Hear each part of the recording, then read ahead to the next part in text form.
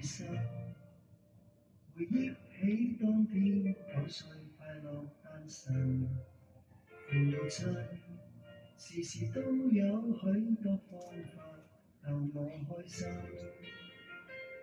打開那道大門，是座漂亮鋼琴，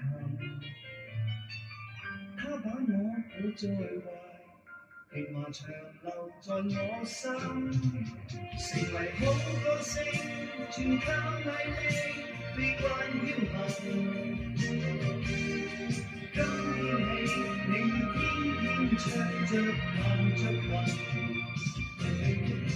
當歌曲令人快樂，當作己人，而歌曲照亮着人生的悲哀與黑暗。